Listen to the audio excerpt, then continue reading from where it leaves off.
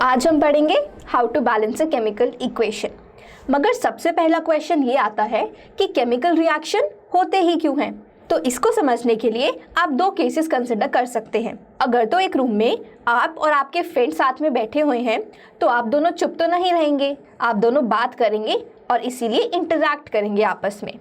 Similarly जब हम किसी कंटेनर में अलग एटम्स और मॉलिक्यूल्स को साथ में रख देते हैं तो वो भी इंटरैक्ट करना शुरू करते हैं और इस इंटरैक्शन की वजह से उनका रीअरेंजमेंट होता है जिसको हम लोग केमिकल रिएक्शन बुलाते हैं। अब क्योंकि ये रीअरेंजमेंट बहुत तरीकों का हो सकता है इसीलिए केमिकल रिएक्शंस भी हमारे पास बहुत सारे होते हैं। सभी केमिकल रिएक्शंस एक ही लॉ पर बेस्ड होते हैं जो कि है law of conservation of mass, which states that equal quantity of matter exists both before and after the reaction।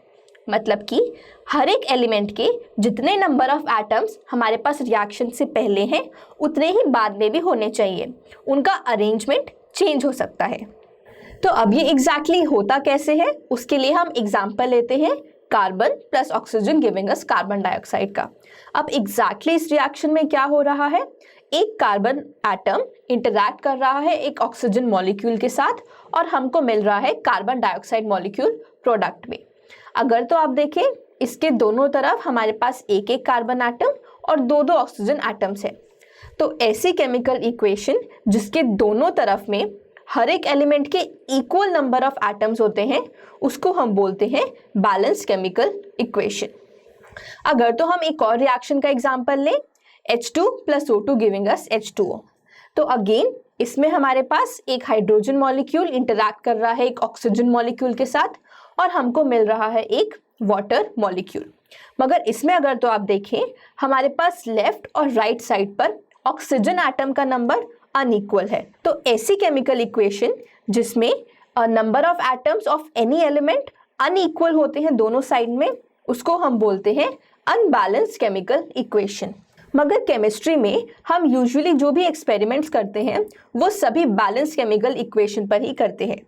Also unbalanced equation उतनी यूजफुल नहीं होती है बिकॉज मुझे ये सिर्फ इतना बताती है कि हाइड्रोजन मिलता है ऑक्सीजन के साथ और हमको देता है वाटर। ये नहीं बताती है कि मुझे एग्जैक्टली कितना हाइड्रोजन और कितना ऑक्सीजन चाहिए कितना वाटर मॉलिक्यूल बनाने के लिए। क्योंकि अगर तो आप इस रिएक्शन में देखें हमको एक वाटर मॉलिक्यूल बनाने के लिए एक ऑक्सीजन एटम चाहिए।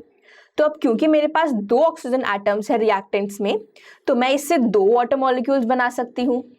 अब लेकिन इसके लिए मुझे दो हाइड्रोजन एटम्स भी और चाहिए जो कि मैं और ले सकती हूँ। तो अब अगर तो आप देखें हमारे पास दोनों तरफ इक्वल नंबर ऑफ हाइड्रोजन और ऑक्सीजन एटम्स हो गए हैं। तो अब क्योंकि हमने वाटर के दो मॉलिक्यूल्स लिए और हाइड्रोजन के भी तो हम वो आगे ऐड कर देंगे। तो इसीलिए अब हमारी इक्वेशन हो गई है बैलेंस। तो अभी आप लोग सोच रहे होंगे कि क्योंकि हमारे पास राइट साइड पर एक ऑक्सीजन एटम कम था तो हम सिंपली उसी को क्यों नहीं वहां पे जोड़ सकते। लेकिन अगर तो आप देखें कि ऐसा करने से हमारे पास यहाँ पर वाटर मॉलिक्यूल तो बचा ही नहीं, हमारे पास एक नया मॉलिक्यूल H2O2 बन गया है। अब क्योंकि एकदम नया केमिकल है तो हमारी केमिकल रिएक्शन ही बिल्कुल बदल गई है।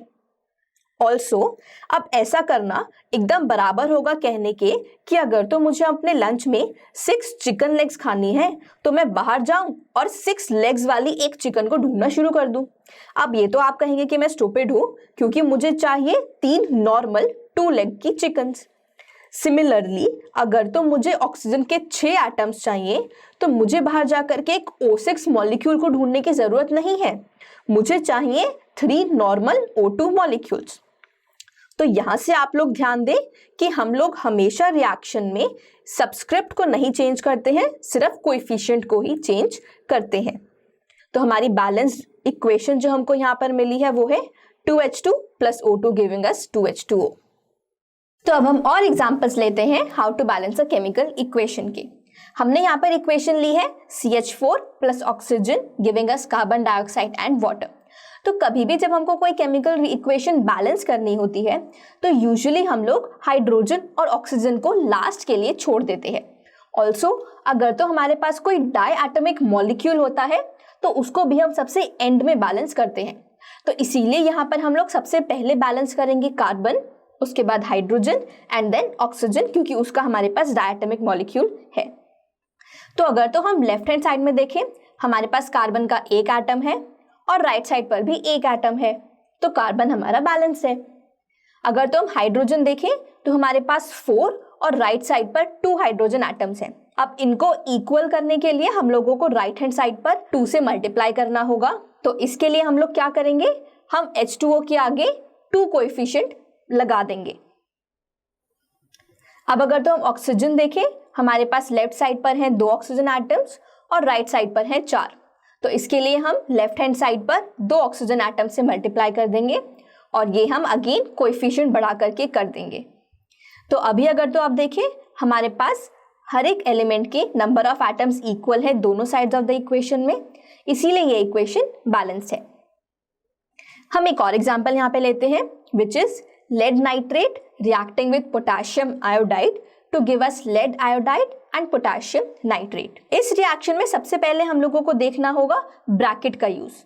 अगर तो आप देखें कि यहाँ पे ब्रैकेट के नीचे जो सबस्क्रिप्ट 2 है, उस सबस्क्रिप्ट को हम लोग ब्रैकेट के अंदर हर एक एलिमेंट के साथ मानते हैं। मतलब कि ये जो 2 है ये नाइट्रोजन और ऑक्सीजन दोनों के साथ है। तो यहाँ पे मेरे पास नाइट्रोजन के 2 एटम्स हैं और ऑक्सीजन के 3 × 2 = 6 एटम्स होंगे। अब इस इक्वेशन को बैलेंस करने के लिए मैं नाइट्रोजन और ऑक्सीजन को अलग अलग बैलेंस कर सकती हूँ, लेकिन कभी कभी अगर तो आप देखें कि हमारे पास लेफ्ट साइड और राइट साइड में एक ही सेम पॉलीएटॉमिक आयन होता है, तो हम उस पूरे को एक क्वांटिटी मान करके बैलेंस करें तो वो इजी रहता है। तो मैं यहाँ पर नाइट्रेट को NO3 करके ही बैलेंस करूंगी, क्योंकि मेरे पास दोनों साइड में है। तो अभी अगर तो हम देखें कि NO3 के बाद फिर हम बैलेंस करेंगे लेड को, फिर पोटेशियम और फिर आई को। तो अभी हमारे पास लेफ्ट साइड में है नाइट्रेट के 2 और राइट साइड में 1 है, जिसको हम इक्वल करने के लिए 2 से मल्टीप्लाई कर देंगे। अगेन आप लोग सबस्क्रिप्ट मत चेंज करिएगा, क्योंकि वो केमिकल को ही चेंज कर देगा। हम लोग कोएफिशिएंट चेंज करेंगे यहाँ पे।